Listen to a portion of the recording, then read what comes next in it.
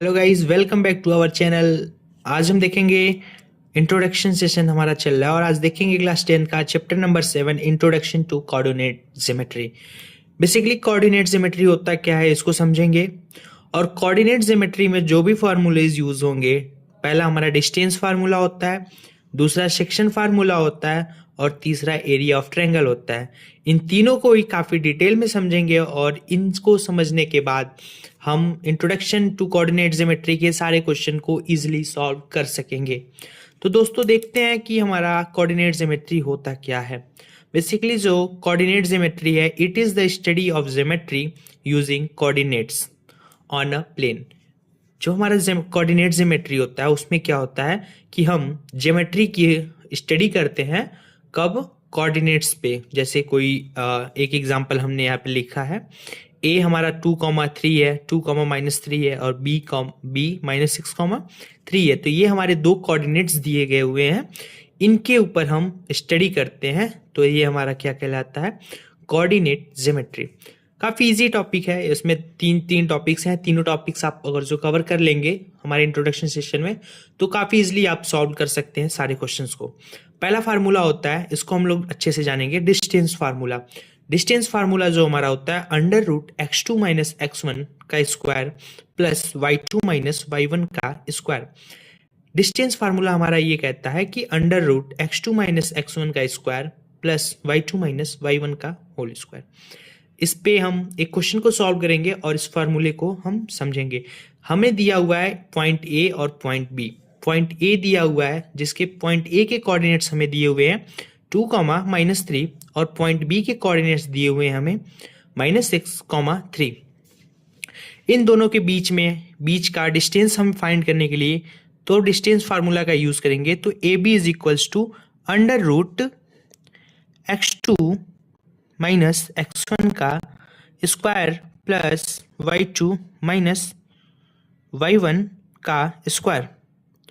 इसको सॉल्व करेंगे। x2 हमारा ये है, x1 ये है और y2 ये है, y1 ये है।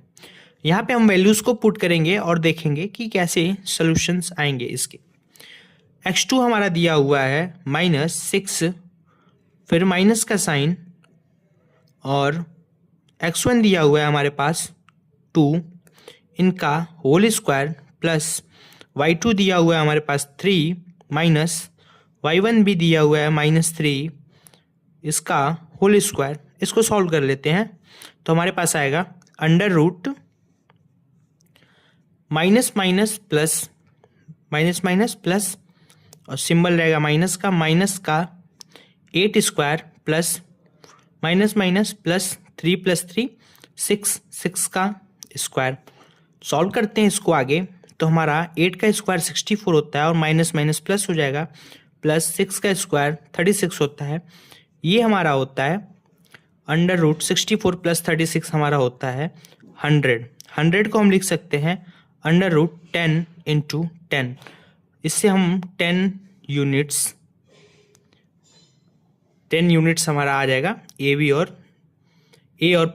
पॉइंट ए और पॉइंट बी के बीच की दूरी जो हमारी है डिस्टेंस फार्मूला की मदद से हमने निकाल लिया है, वो हमारा 10 यूनिट्स आया है। एक और इम्पॉर्टेंट टॉपिक है जो हमारे डिस्टेंस फार्मूला में रहता है, एक आता है term equidistant point. Equidistant point होता क्या है, यदि वो बोल रहा है at X axis, equidistant point में अगर जो वो बोल रहा है, जैसे एक क्वेश्चन आ सकता है, find out the point on Y axis which is equidistant from A B. ठीक है, तो अगर जो वाई एक्सिस बोल रहा है तो हमारा x 0 होगा, अगर जो x एक्सिस बोल रहा है तो हमारा y 0 हो जाएगा। इस पे हम एक क्वेश्चन लिख लेते हैं। ठीक है, एक क्वेश्चन करते हैं, इस पे एक क्वेश्चन इस पे लिखते हैं, find out the point on y axis which is equidistant from A and B। कह रहा है कि find out the point on y axis. y axis पे एक पॉइंट है जो इक्विडिस्टेंट है from A point A and B. A हमारे पास दिया हुआ है 6,5 और बी दिया हुआ है हमारे पास -4,3 और सी कह रहा है, सी जो हमारा कह रहा है कि वो इक्विडिस्टेंट बोल रहा है। कब बोल रहा है? वाई एक्सिस पे। तो वाई एक्सिस पे अगर इक्विडिस्टेंट है तो एक्स की वैल्यू हमारी क्या हो जाएगी? 0 हो जाएगी, 0 हो जाएगी। और ये हमारा वाई दिया हुआ है, ये पॉइंट फाइंड करना है हमें। सी ये हमारा दिया है which is equidistant from A and B. C point हमें फाइंड करना है जिसमें ऑलरेडी एक्स एक्सिस हमारे पास 0 है, बस हमने फाइंड करना है वाई एक्सिस। तो हम क्या करेंगे, इनको ए सी पॉइंट जो होगा हमारा वो पॉइंट बी सी के इक्वल होगा। हम इनको इक्वल कर देंगे, A C is equals to B C. A C में भी डिस्टेंस फार्मूला को लगा देंगे और बी सी में भी डिस्टेंस फार्मूला को लगाएंगे तो ये हमारा सॉल्व होके आ जाएगा। इसको हम सॉल्व करके देख लेते हैं। ए सी में लगाते हैं हम पहले अंडर रूट, वैसे अंडर रूट की ज़रूरत पड़ेगी नहीं बट हम फिर भी लगा लेते हैं। Under root x2 minus x1 square plus y2 minus y1 square is equals to under root x2 minus x1 square plus y2 minus y1 square. ये अंडर रूट से कैंसिल आउट हो जाएगा।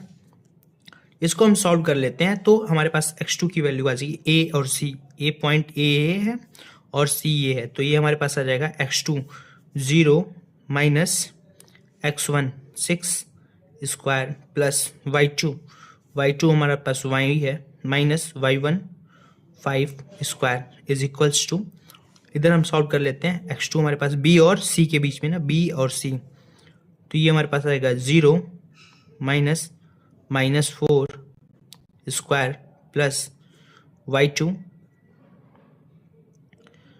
हमारे पास है y माइनस 3 स्क्वायर।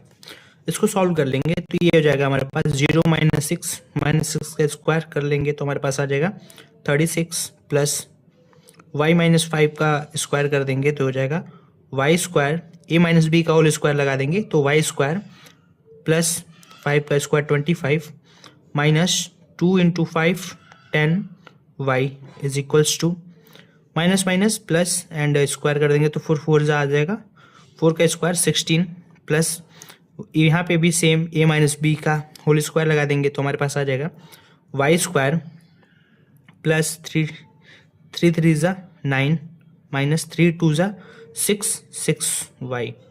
सॉल्व करते हैं इसको तो हमारे पास y से y दोनों प्लस में है तो ये हमारा कैंसिल आउट हो जाएगा। अभी हमारे पास बचेगा 36 और 25। 36 प्लस 25 हमारा होता है 61 minus 10 y is equals to 16 plus 9 25 minus 6 y। अब क्या करेंगे, हमने सेम टर्म्स को एक साइड कर लेते हैं, जैसे 61 इसको इधर भेजेंगे तो -25 इज इक्वल्स टू -6y, इसको इस साइड भेज देंगे तो +10y। ये हमारे पास 61 माइनस 25 करेंगे तो हमारे पास 36 आएगा और इधर 10 माइनस y आ जाएगा। y की वैल्यू आ जाएगी हमारे पास 36 डिवाइड बाई 4 दैट इज 4 9 जा, सो y की वैल्यू जो हमारे पास आ जाएगी वो आ जाएगी 9। और ये हमारी सी के जो रिक्वायर्ड पॉइंट था वो हमारा यही था कि 0, y और सी की हमारी पॉइंट से आ जाएंगे 0, 9। ये हमारा आंसर। अगले सेक्शन फार्मूला और एरिया ऑफ ट्रायंगल को हम अगले पार्ट्स में देखेंगे। तब तक के लिए थैंक यू।